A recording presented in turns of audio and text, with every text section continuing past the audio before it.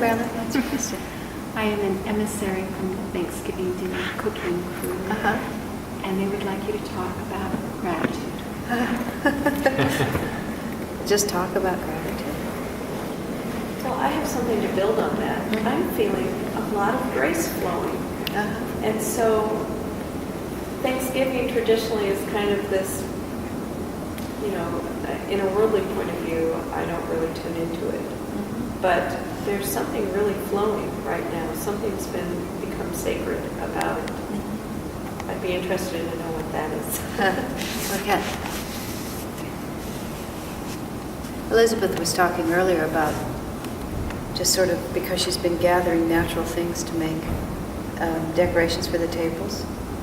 And she was sort of feeling what it must be like, what it must have been like for, when people were farmers and they would plant and they would work very hard and they would make everything grow, and then they would just pull the bounty that the earth had given them, right out of the fields and put it on the table and sort of hold in their hands the miracle of what God had done, and then gathered together in Thanksgiving.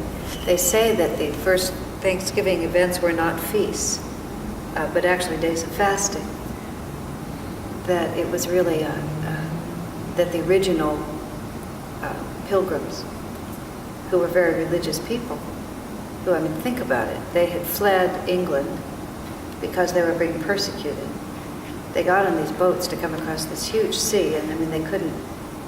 When we were in Belize, the boatman had a cell phone, and he was calling back to the office all the time. These people just got on these boats, left everything that they knew behind, came across this vast ocean over many weeks, arrived nowhere, just into this wild land, met these very unusual people, the American Indians, and had to sort of make out of nothing their whole life. But they were doing it out of their desire to worship God, because it had been their religion that's what's the matter. We have no sound person. I'm not sure if you're not on. No, I'm on. He said that this preacher was notorious for being very, very long-winded in his sermons. And he was sort of well into one of his sermons, and he noticed a regular parishioner in the back got up and walked out. And after about 25 minutes, the man came back in. So the preacher just went on and finished his sermon. Afterwards, when he was shaking hands with the congregation in the back, he said to him, well, why did you walk out of the church? He said, well, I needed to get a haircut. And the minister said, well, why didn't you get it before you came to church? He said, I didn't need it then. All right. Are you satisfied now? Is it okay? All right. I'll start over again, just if we're going to make it. Is there a tape on? That was what she was saying. You don't know? I'm sorry. This is too absurd. it's not attitude for Thanksgiving, and I'm going to start over because we just got the tape on. And Stephanie was talking about Thanksgiving always being sort of worldly, but this year it feels more spiritual. So I started talking about the experience of the original pilgrims who left England because they were being persecuted religiously. Swami Kriyananda always talks about that the fundamental greatness of America is because it was founded for religious reasons. And he points out the distinction between North and South America. That South America was founded out of a quest for gold, and South America and North America was founded out of a desire for religious liberty. And as things begin, so they continue. And the tone of that, the nobility of that original founding, really is what makes it. Still influences America. Master Yogananda did say that America got bad karma for the way we treated the Native Americans, and also for the way we treated the black people. And because of that, there will be economic suffering in the future, probably of an economic sort, because the abuse of those peoples was all based on greed. But overall, Yogananda said America has very good karma. That's where we always win, because we have good karma in war and so on like that. But when the original pilgrims came over, and they had, you have to just think about what an extraordinarily courageous thing it was that they did. They left everything without ever any hope of going back, or they just didn't know what would happen.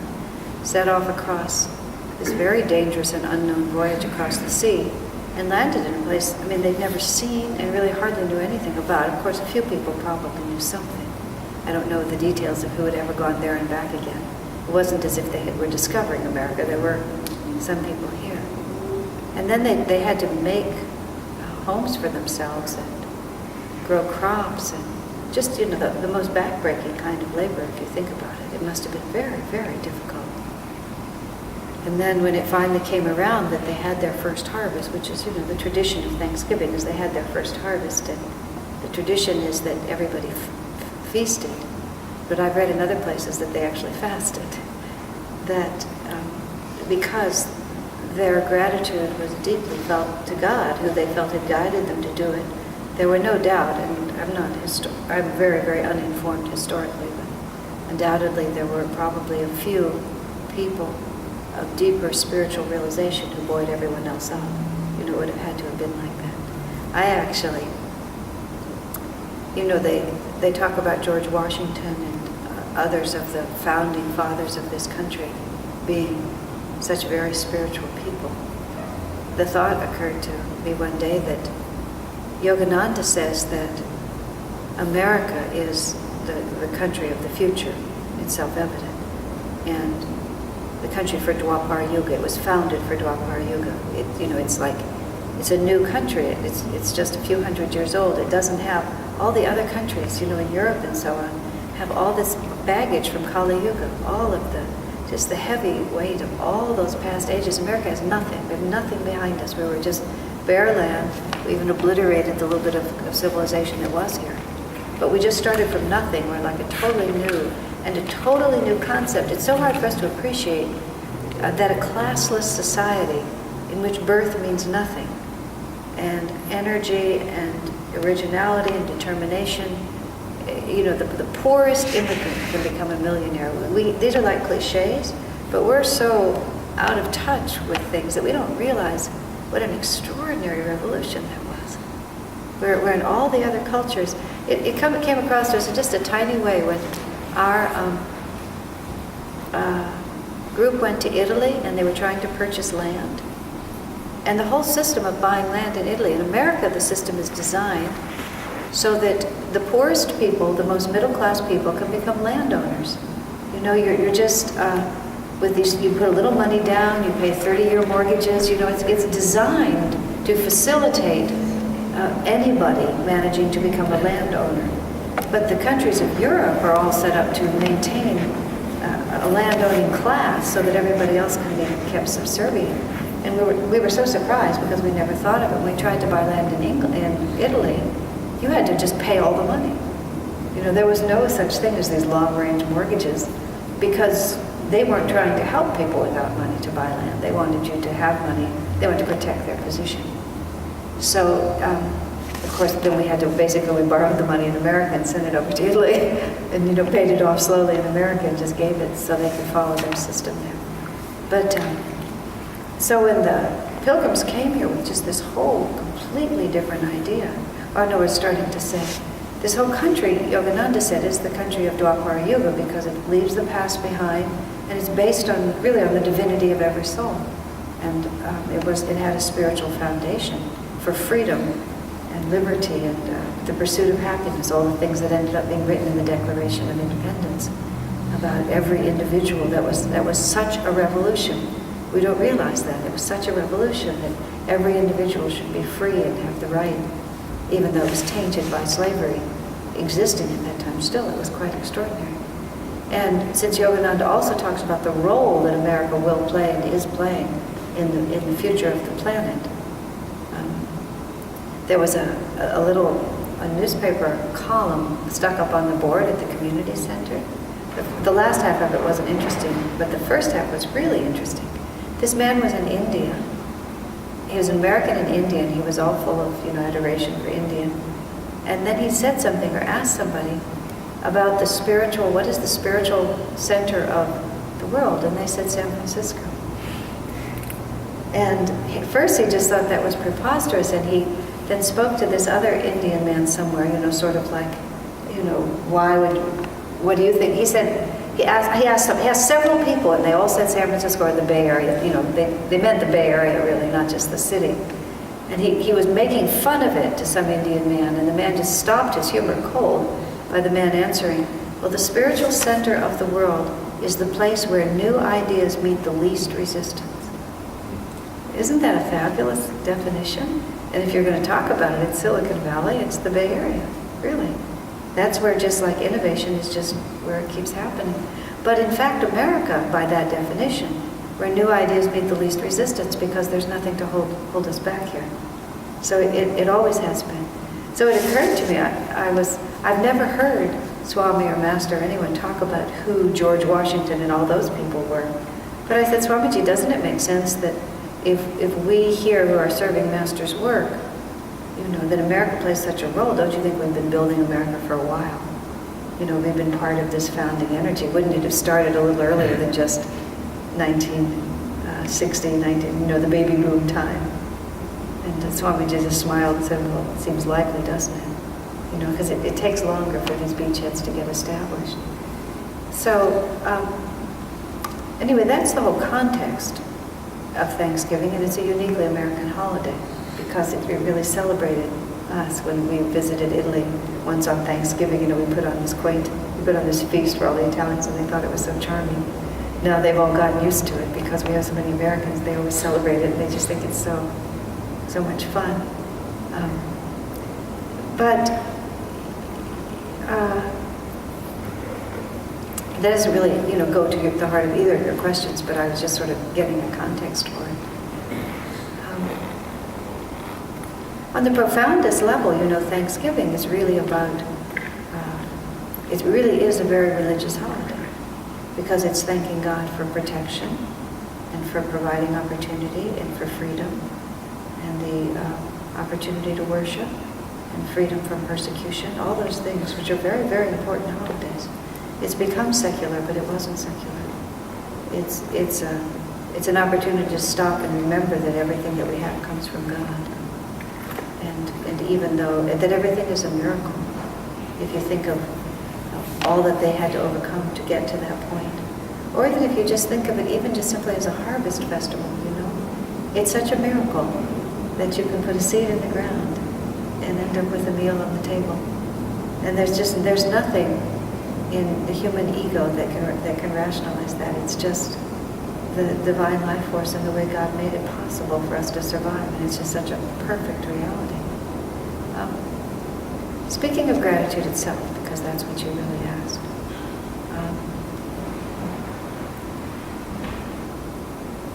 I've always thought I always think of gratitude as in my own mind, is always tied up with prosperity. And I don't just mean prosperity in terms of money, because that's not our primary interest, although that's part of it. But I always think of gratitude as very, very closely aligned to abundance. Abundance of all types. Because gratitude for what you already have is the key to attracting more. And it's in the Bible when it says, to those who have, more shall be given, and to those who have not, even the little they have shall be taken away. And it's so contrary to the liberal ideal of the welfare state. People don't really like to think about that. But what Jesus was also saying was not just talking about the rich will get rich and the poor will get poorer. He was also saying to those who have an attitude of fullness and of abundance, they will be able to attract more and more into their lives. To those who have an attitude of deprivation and lack and all the things that aren't correct in my life and everything that's not right, then that downward spiral will just keep going. And even the little that you have will be taken away from you, because the magnetism that you create will be the kind of magnetism that repels and drives everything away. I always think of it in terms of just a very simple human situation. If you buy someone a present and they complain about it, oh, this isn't the color that I wanted, this isn't the dress that I really wanted, I didn't want this book, I wanted something else. When it comes time for you to buy another gift, you're not going to be inclined to give it to them. You'll buy them something cheaper if you buy them anything at all. Because you'll remember, why would I give to this person? They don't have any appreciation. But if you give something to someone and they're very, warmly and genuinely appreciative and not merely appreciative of, oh, now I have this thing that I always wanted, but generally appreciative of the impulse behind the gift, then the next time you're out shopping or traveling, that'll be the person that you'll think of, because it's such a pleasure to give to them. There's such a warm exchange. And that's just responding to magnetism. That's just not the ego of the giver wanting to be gratified. That's just there's magnetism for more to flow, because there was a flow. It wasn't just something coming in and then just stopping there. There was a real flow of energy. And so whenever there's a flow of energy, there's always an increase in energy. And gratitude is about the flow of energy. It's about just looking at whatever experiences you're having and recognizing how delightful they are, even if they're terrible.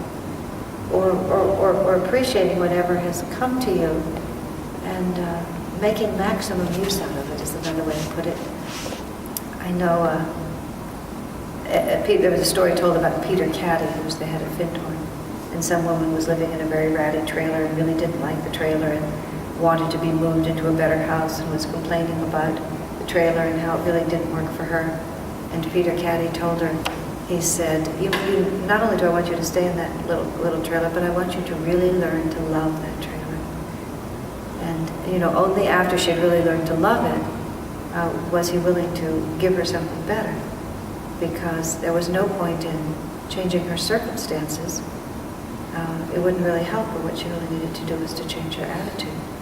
And so I've always felt in the work that we do, when I used to manage the publications business, which I did very badly for a short period of time.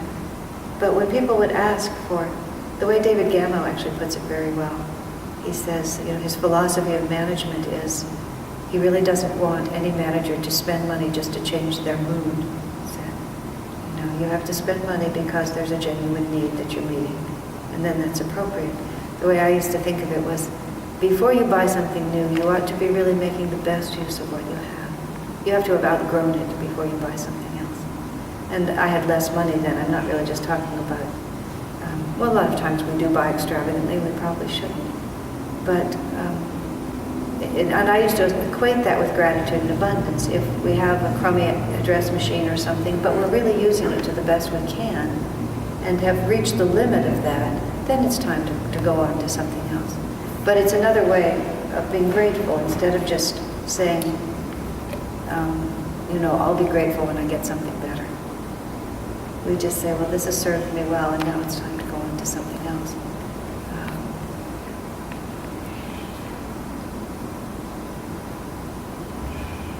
Gratitude has just been positive in a very simple way. It's just a question of always looking for the best in every situation that you're in. But that's an obvious way to say it. Does that help? Does that do it? Does that help? And grace flows naturally from that. Above all things, we should be grateful just for God's presence in our life. If you really stop and think about it, you have a million things to be grateful for every day. And the more grateful we are, the more grace there is. It's just the same. The more you give God a chance to come in, the more He comes in. I really think it's important for all of us. Holidays in America are also secular. And it's very important for people like us to restore these things to their true reality and not just let them get sucked away. Even religious holidays are secular in America. I'm in a situation where it's an annual issue that the all-day meditation's on the same day that we plan our family Christmas party, the Saturday before Christmas typically. But it's a priority for me and everybody knows it, but it just came to a little bit more of an emotional head this time around. Nothing real obvious, but I could just feel a little tension in the dialogue with my dad. And if maybe you could just on the idea of maintaining spirituality in the midst of the social kind of push to do otherwise, you could just talk a little bit about that as to what the right attitude is in the middle of all that. Well, Swamiji said to us repeatedly, but very directly, he said, if you do the right thing spiritually, your earthly people may be annoyed with you egoically, but their souls will rejoice.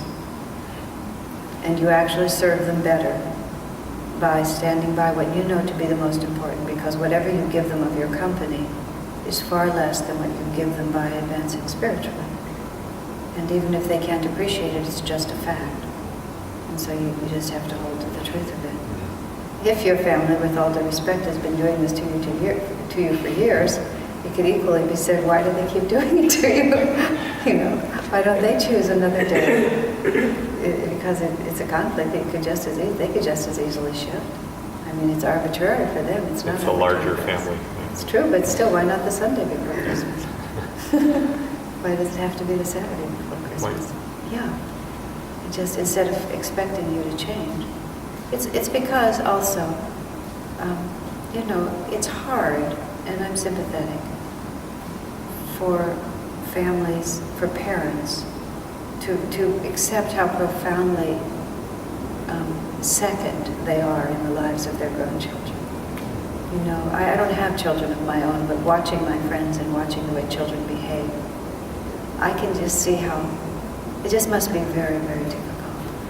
I was watching once, I was sitting on the porch of the publications building, the Hansa Temple, and it was still the publications building, and I saw a father over at the village office, which was, on this side. Look, I was just looking down this long hill, for those who don't know the scene. I was looking down this long hill, and quite a distance away, but where I could clearly both see and hear because I was uphill from it, I saw this man standing over by the village office, and his daughter, about 6, was over by the market. She came out of the market, and she saw her father. What is that, a distance of 100 yards or something like that? Yeah.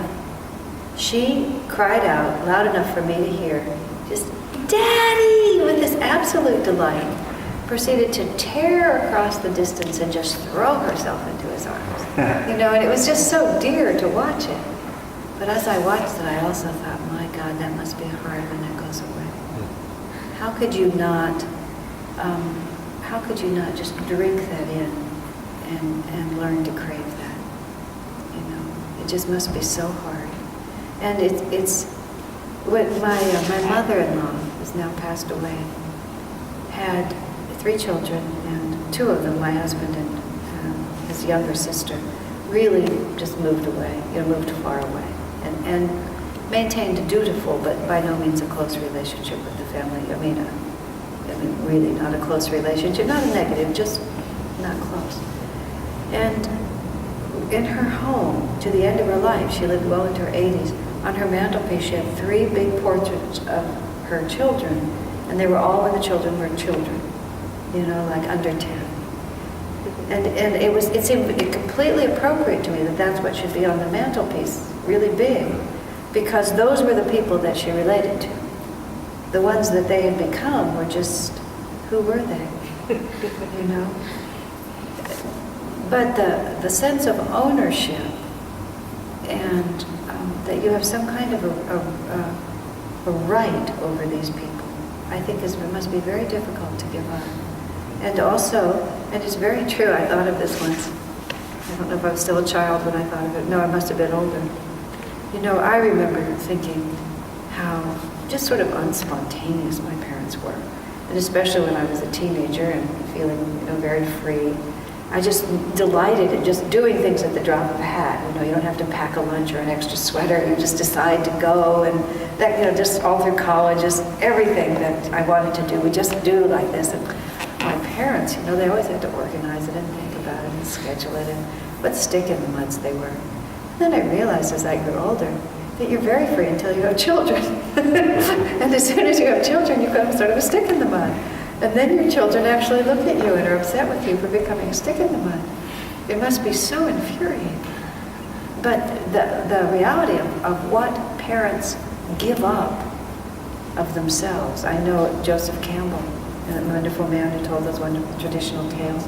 I remember one tale, which was all about how, it was I don't know if it was the moon and the stars or animals, but it was all about how the child comes and eats the parents. And you're sort of gory, but I really thought that's exactly right. The child comes and just eats the parents, and that's the end of the parents, because the child takes over. And there can't help but be, in even the finest parents, some sensation that you owe me something because of all that I gave up to give you your life. And it's true. That's why we have to be respectful. But human birth is something, divine birth is everything. And they gave us bodies so that we could realize God, and whether they know it or not, that's what we're doing. And, Master was just emphatic, and Master just basically forbade people to go, quote, home for Christmas. He just forbade them to dissipate the spiritual potential of Christmas by spending it in non-spiritual environments, period. And I know Swamiji used to encourage, go home for Thanksgiving or for New Year's, but don't leave at Christmas time. Now here it's different, because for some people, their families are right nearby. So you sort of have a little bit more of a dilemma, but anyway. I think the thing to do is be very calm and very loving and very definite. I mean, unless you have a really strong feeling to be different, but I would just be totally kind, but just, it's not even up for discussion, because there's no contest. But Swami Kriyananda, for years, when his parents lived down here in Atherton, on Christmas evening, at the end of Christmas Day, every year he would drive down. He'd finish everything he had to do as part of Ananda. And then at one point, I think he shifted it to coming down the next day. It was such a relief because it was so hard to drive down. But for many years, he would just get in the car and drive down here. Now, he had a very close bond with his mother and a very spiritual bond with his mother. So it was more than just obligation. But he was still he just did it. And he himself would sort of sigh because it wasn't an uplifting environment. It was perfectly congenial, but it was so, to have to go into that from what we had there. But still, he did it. He always told me, always be kind, but don't sacrifice what's really important to you. And they'll respect you for it. But there's, oh no, what else I was going to say?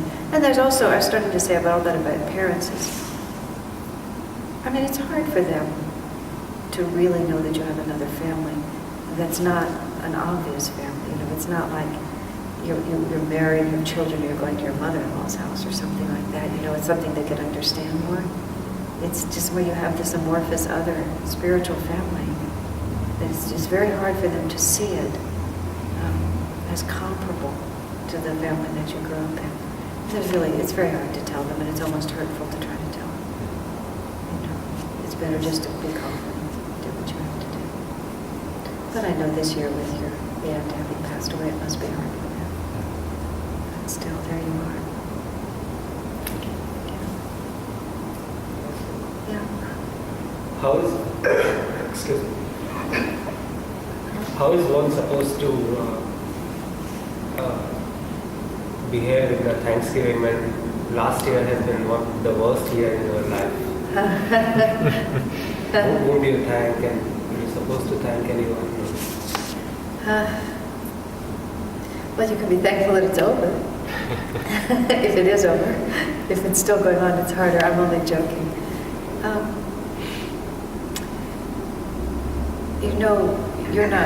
You're not necessarily familiar with the whole history of Ananda, but our group is 30 years old, and we had about 23 really glorious years, and then we had 4 or 5 really wretched years, which is what we went through of persecution and abuse and just really ghastly, and now we've sort of come out the other side of it. For someone such as myself, who has been part of Ananda from 71, not quite all, but much of that time, there was a whole period of time where we were so happy, everything was happy, and it was so glorious. And then this terrible period came, which was so difficult to live through. And then we came out the other side of it, and we weren't so happy anymore. And that went on, we weren't so happy for about 1.5 years or so. And then one day I realized that it was a very, very important crossroads we were at, because myself personally, because I had been happy before, because I felt safe, and I somehow just felt golden, like nothing bad would ever happen. And I was happy because nothing bad would ever happen. But of course, many bad things will happen. And then some really, really hard things happen, not personal tragedies, I've still been spared that, but just hard things. And so then I felt justified in being unhappy. And I felt to myself, I'm standing at a crossroads. Because if I allow the hard events of my life to make me sad, then I will just become sadder and older. And I'll end up just like all the people I see around me who've been defeated by life. And so I said, I have to now have the happiness and the joy of knowing that really terrible things can happen, but that there is a reality and a divine power that is bigger than anything that can happen, and that if I tune into that and trust that and look to that, then joy is still always mine. It's a very different kind of joy, because it's not child anymore. It's not the joy of childhood. But I'm by no means perfect in that, and I'm really just working on that. But I realized that I have to be happy by an absolute, deliberate, continuous act of willpower. Not by just a sort of passive waiting to see if everything goes my way and that'll make me happy. And every time I start getting sucked into the kind of mood that I was in for more than a year, I say to myself, what is the future of this? And then I put forward a tremendous amount of energy. Now, in a sense, we really should be grateful for the bad things that happen to us, because the bad things that happen to us are like the weights on the exercise machines at the gym. If they weren't there, we weren't forced to lift them, we would never get strong. We would just sort of sit there and be weak all our lives and always be afraid and subject to difficulty. But when very difficult things happen and we have to just push through because what choice do we have, then we gain all this power. So is that, which was the instrument of making you powerful, is that really a bad thing? You know, you think of it as a bad thing because it's not what you wanted, it was hard, people suffered, whatever it might be, and God knows, ghastly things happen. But if you respond to it with courage and energy and become very strong from it, was it a bad thing? And that's how you become grateful. You don't become grateful, oh, because I loved it that my mother died and my friend became sick and I lost my job and my wife left me. Because that would just be dopey. Why would you say those were good things? But you can be grateful for the fact that you have been given the opportunity to go deep enough within yourself to find a strength you never knew you had, that will give you the energy not only to face what you have to face, but perhaps even to be helpful to others in the future. And you can also look at it just from the point of view of, this life is just a moment in time. And it's all just a divine exercise in building consciousness. So I've been given some really tough lessons. God must think that I am ready for this. Mother Teresa said, God never gives us more than we can handle. And then she added, but sometimes I wish you wouldn't trust me so much. Which I just love. We've been paid compliments if God buries us under difficulties. And it's fair to say, Laura, do you know, if you ask me, I would really prefer something else. But if you send this to me, you have to also send me the strength to do it. And Kriyananda went even further in the midst of all the horribleness that we went through. He said, I've always thought that it was enough to just accept your tests, to accept that with gratitude that God has given this to me. He said, but you have to go farther. Your tests, meaning your difficulties in life. He said, you have to love them.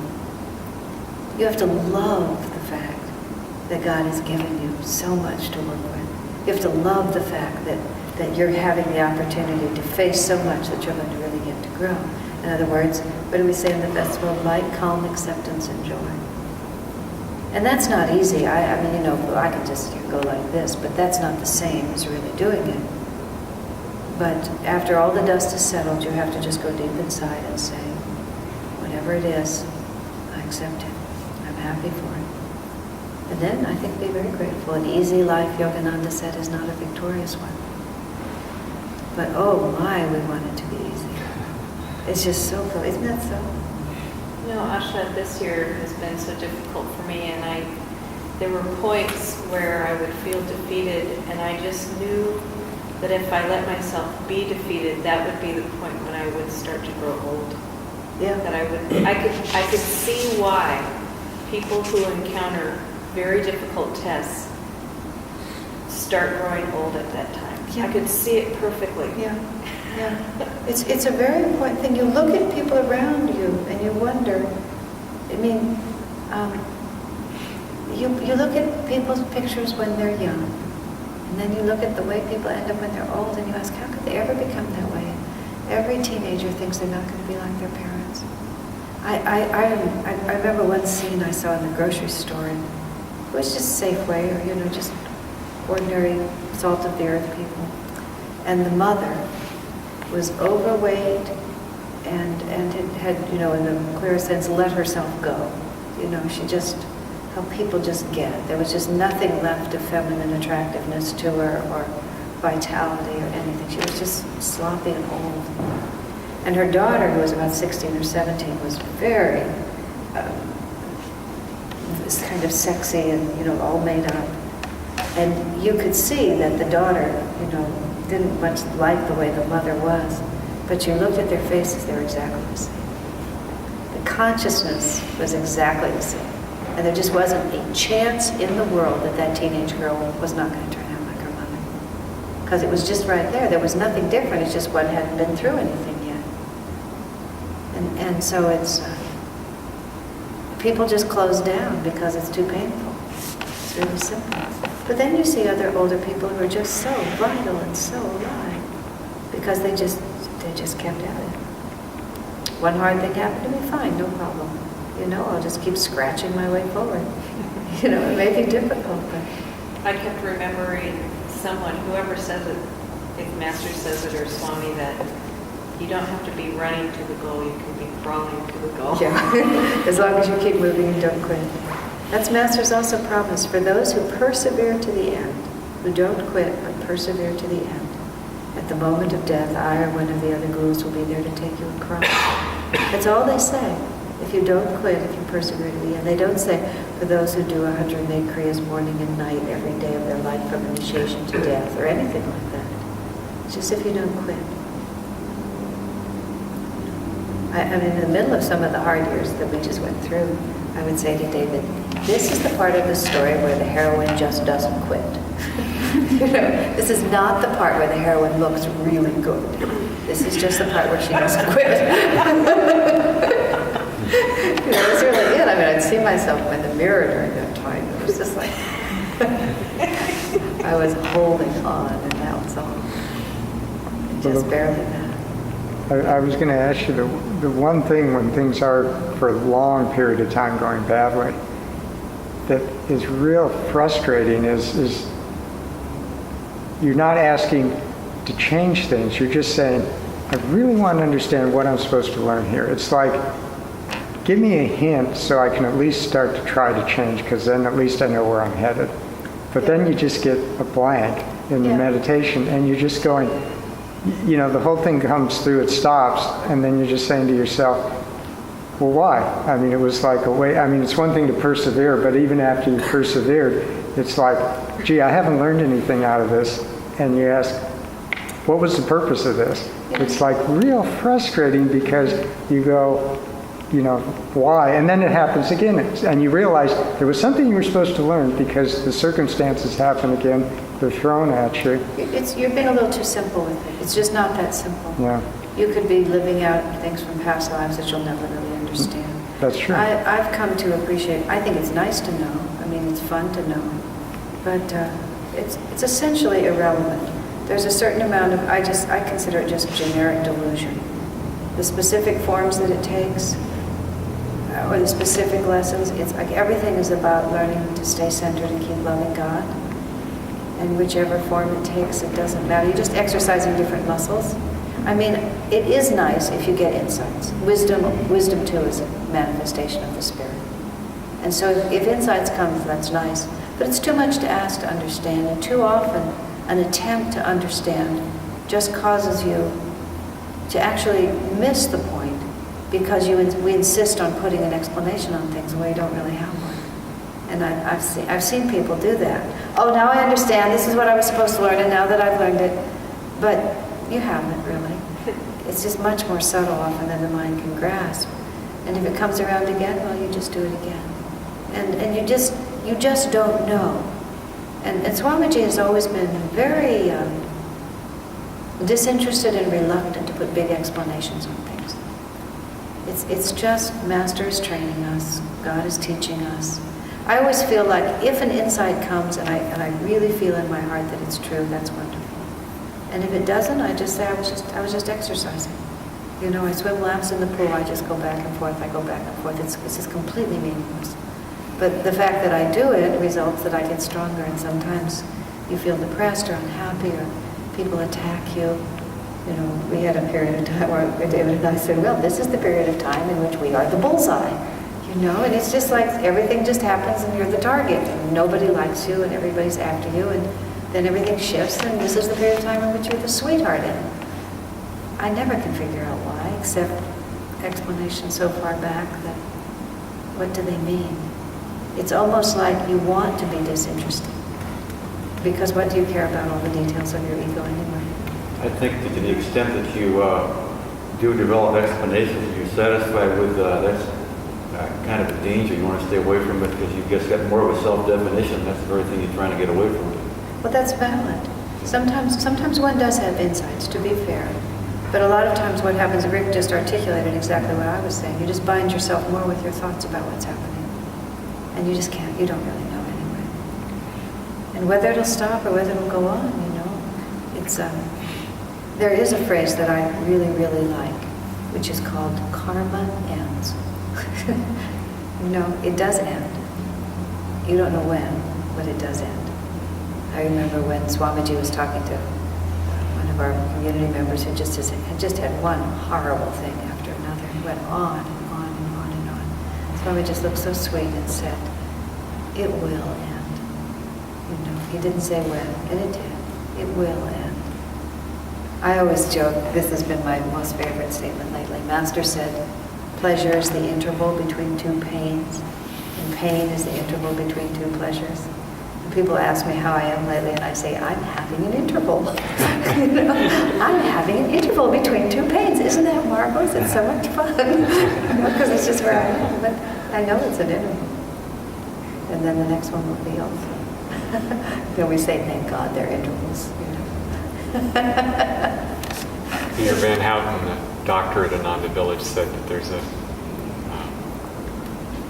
saying in the medical profession that all bleeding stops eventually. I remember him saying that once, all bleeding stops eventually. True, sometimes the patient dies, but nonetheless, all bleeding does eventually stop. Those things are not really cynical when you think about it. The nice thing about the whole interval idea is it's helped me feel more appreciative of just when there is a happy time to take advantage of that happy time and take advantage of feeling the grace and taking all the positive messages I can in during that time, so that maybe it'll help me sustain through the hard time again. Yeah, exactly. But not dreading the hard time either, just No. feeling in the moment with the good. The longer you're on the spiritual path, you know, also for you, sir, when you've had really hard things happen to you, it makes life a lot easier in a sense, because you kind of know that you can live through things. I mean, if you turn it the right way. I mean, some people get more and more beaten down. But the other way to turn it is to say, well, you know, I'd survive that. I could survive anything. I certainly felt when the first really difficult thing happened to me in my 20s. I was really awful. But the next difficult thing that happened wasn't nearly so bad, because, oh, now I know. And I feel after these last few years, I could survive a lot. I didn't know I could survive so much, but I can. And that's just great to know, because that takes away a lot of fear. You know, I've touched into that now. I was talking to someone recently who's had a lot of physical pain. And she just said directly, you know, I'm not afraid of it anymore. Whereas a few years ago, she was very afraid of it. Now she just said, I've been there, I know that, I can do that now. And, you know, I still am very afraid of physical pain. I haven't been there, I haven't done that. But she said, I've done that. I know I can do it. And that's a lot. Otherwise, subconsciously, we're so afraid. And those fears just rule our lives, whether we know it or not.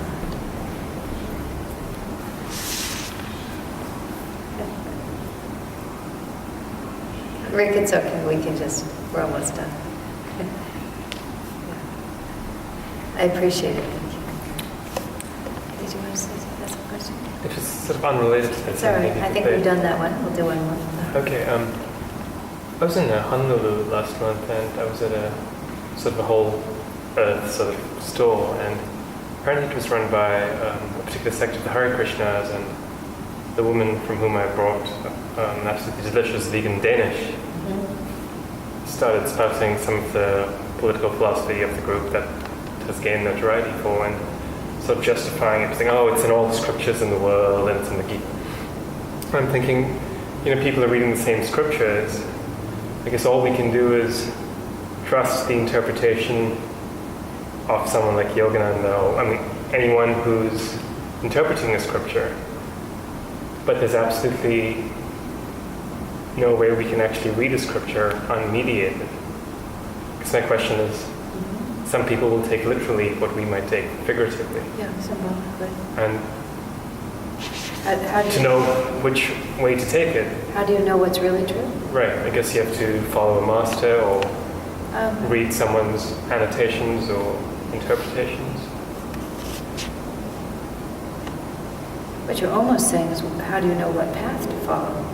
Because if you feel that the Hare Krishnas are telling you the truth, then you need to follow them. If you feel like Yogananda is telling you the truth, you need to follow him. If you feel like the Catholic Church is telling you the truth, then you need to follow the Catholic Church. I mean, how do you discern among all the choices? They're all reading the same scripture. Yeah,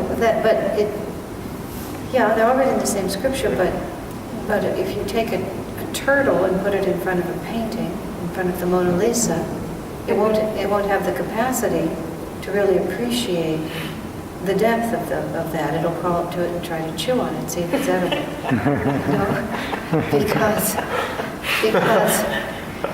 Because everything sees only to the limit of its own consciousness. And the turtle's not really wrong in trying to eat the Mona Lisa. It's just acting according to its own nature. It's according to the limits of its evolutionary life. And it has to be a very good turtle and go around and find things to eat to keep itself going. If it happens to be the Mona Lisa, that's unfortunate, but it doesn't care. Everybody relates to reality according to their own capacity to relate to it. And it's not really the things that they're relating to that determine the parameters. It's our own level of realization that determine the parameters. And so when a person who, for example, I met a man who'd been a drug addict and had had a very difficult life on the street, and then he got saved by Lord Jesus Christ. And he was just as rabid and as narrow and as determined, and he was actually interviewing me on the radio, on the live radio. And when he discovered who I really was, because I had come there representing the community, he felt the need to try to convert me on the radio. And I was in a very awkward position because having talked with him before the program started, I recognized that it was fabulous that he was this narrow-minded, bigoted Christian. It was just great. And that if there had been any space for other interpretations, I mean, he needed a religion that just said, that was just like this, like an absolute brick. That was all he could take. It had to be completely literal, had to be very strong, had to be very definite, because the alternative to him was this chaos that he'd lived before. And so it was a perfect interpretation of the scripture for him. And so it wasn't either right or wrong, it was perfect for him. And yet, for me, it was not at all perfect, it was absurd. But I didn't want to do anything to touch it, because he needed it.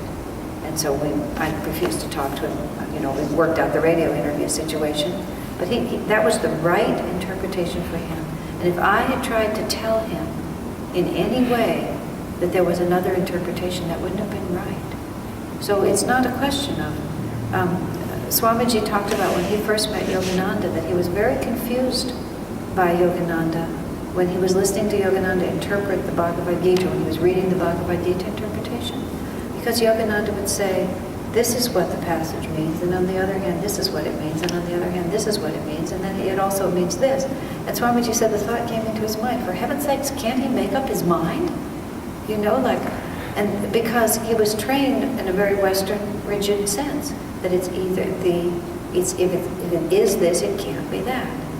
But life itself is really multi-leveled. And so it is this, and this, and this, and this. Just depends on where you look at it. I am the way, the truth, and the light. It means Christ consciousness is the way to self-realization. It also means if Jesus is your guru, that you can only get to God through Jesus. It means both of those things, you know, and it means them at the same time. Just depends on which way you're looking at it. And so I think the Bible means whatever it means to each person. You just get better and better at it. Certainly, if you only know a part of the meaning of something, you don't understand it as well as somebody who knows the whole meaning. And sometimes people do just simply hallucinate, you know. And so it's not true in the sense that that's not what Jesus meant. You know, the guy who wrote it didn't intend that. But still, if it helps somebody, is it really wrong if they hold that book in their hand and get this explanation? Even if they misuse it? I mean, so for one's own self, you have to look for an inner resonance. You know, it's more than just what is the exact interpretation of the Bible, because that's why I said it, you're really asking a question about what path do you follow. It's like the people who tell you that that's the interpretation of a particular scripture. Do you like them? Do you feel at home with them? Do you want to become like them? Because the exponent of a spiritual path is telling you what you will become if you follow it. So you have to look at someone and say, you know, is that who I would like to be? And that's another way to tell, you know, whether it's true, because it's true for you. This is the fruit of it. Jesus asked the question, Jesus was asked the question, how do you tell the false prophets from the true prophets? Which is part of your question. And Jesus' answer was by their fruits. You know, a good tree gives good fruit, a bad tree gives bad fruit. A bad tree cannot give good fruit. A good tree cannot give bad fruit. So you go to the Hare Krishna place, you see the fruit of that interpretation of the scripture. And someone else could come in and find that fruit delicious and become a Hare Krishna. Because it just tastes good to them.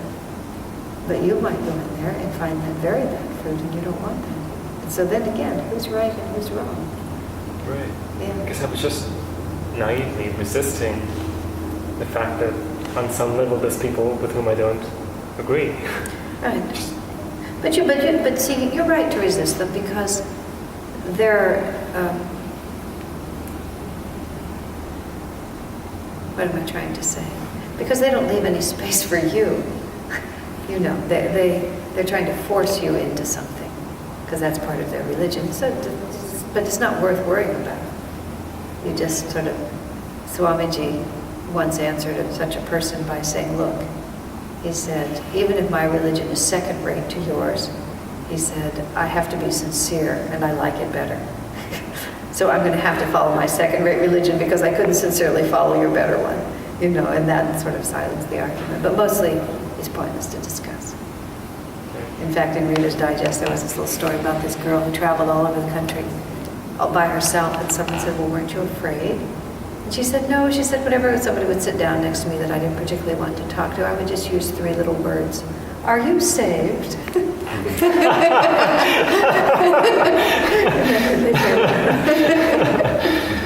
So, is that fair enough? Does that answer? So that may do it for tonight. Just take a moment.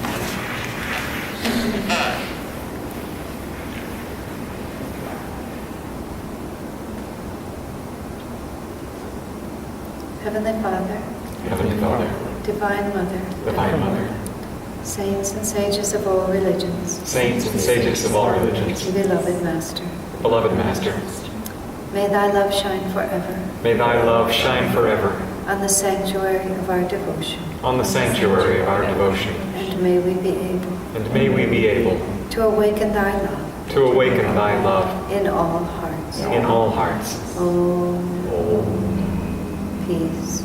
Peace.